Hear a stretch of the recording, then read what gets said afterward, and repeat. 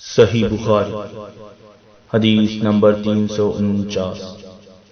ابو ذر غفاری رضی اللہ تعالی عنہ یہ حدیث بیان کرتے تھے کہ نبی کریم صلی اللہ علیہ وسلم نے فرمایا کہ میرے گھر کی چھت کھول دی گئی، اس وقت میں مکہ میں تھا۔ پھر جبرائیل علیہ السلام اترے اور انہوں نے میرا سینہ چاک کیا، پھر اسے زمزم کے پانی سے دھویا، پھر ایک سونے کا تشت لائے جو حکمت اور ایمان سے بھرا ہوا تھا، اس کو میرے سینے میں رکھ دیا، پھر سینے کو جوڑ دیا، پھر میرا ہاتھ پکڑا اور مجھے آسمان کی طرف لے کر چلے۔ جب میں پہلے آسمان پر پہنچا تو جبرائیل علیہ السلام نے آسمان کے داروغہ سے کہا کھولو۔ اس نے پوچھا آپ کون ہیں؟ جواب دیا کہ جبرائیل۔ پھر انہوں نے پوچھا کیا آپ کے ساتھ کوئی اور بھی ہے؟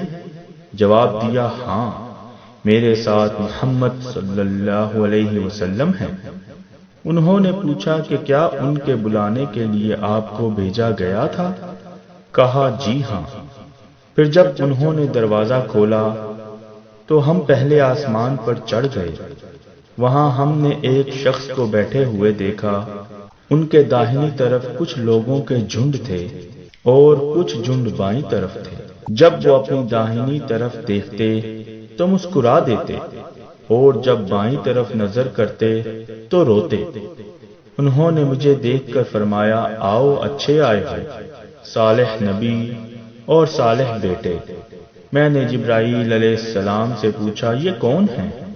انہوں نے کہا کہ یہ آدم علیہ السلام ہیں، اور ان کے دائیں بائیں جو جھنڈ ہیں یہ ان کے بیٹوں کی روحیں ہیں۔ جو جھنڈ دائیں طرف ہیں وہ جنتی ہیں اور بائیں طرف کے جھنڈ دوزخی روحیں ہیں۔ اس لیے جب وہ اپنے دائیں طرف دیکھتے ہیں تو خوشی سے مسکراتے ہیں، اور جب بائیں طرف دیکھتے ہیں تو رنج سے روتے ہیں۔ پھر جبرائیل علیہ السلام مجھے لے کر دوسرے آسمان تک پہنچے۔ اس کے داروغہ سے کہا کہ کھولو۔ اس آسمان کے داروغہ نے بھی پہلے کی طرح پوچھا، پھر کھول دیا۔ انس نے کہا کہ ابو ذر نے ذکر کیا کہ آپ صلی اللہ علیہ وسلم یعنی نبی کریم صلی اللہ علیہ وسلم نے آسمان پر آدم، ادریس، موسیٰ، عیسیٰ اور ابراہیم علیہ السلام کو موجود پایا، اور ابو ذر رضی اللہ تعالی عنہ نے ہر ایک کا ٹھکانہ نہیں بیان کیا، البتہ اتنا بیان کیا کہ نبی کریم صلی اللہ علیہ وسلم نے آدم کو پہلے آسمان پر پایا اور ابراہیم علیہ السلام کو چھٹے آسمان پر۔ انس نے بیان کیا کہ جب جبرائیل علیہ السلام نبی کریم صلی اللہ علیہ وسلم کے ساتھ ادریس علیہ السلام پر گزرے تو انہوں نے فرمایا کہ آؤ اچھے آئے ہو، صالح نبی اور صالح بھائی۔ میں نے پوچھا یہ کون ہیں؟ جواب دیا کہ یہ ادریس علیہ السلام ہیں۔ پھر موسیٰ علیہ السلام تک پہنچا تو انہوں نے فرمایا آؤ اچھے آئے ہو، صالح نبی اور صالح بھائی۔ میں نے پوچھا یہ کون ہیں؟ جبرائیل علیہ السلام نے بتایا کہ یہ موسیٰ علیہ السلام ہیں۔ پھر میں عیسیٰ علیہ السلام تک پہنچا، انہوں نے کہا آؤ اچھے آئے ہو، صالح نبی اور صالح بھائی۔ میں نے پوچھا یہ کون ہیں؟ جبرائیل علیہ السلام نے بتایا کہ یہ عیسیٰ علیہ السلام ہیں۔ پھر میں ابراہیم علیہ السلام تک پہنچا، انہوں نے فرمایا آؤ اچھے آئے ہو، صالح نبی اور صالح بیٹے۔ میں نے پوچھا یہ کون ہیں؟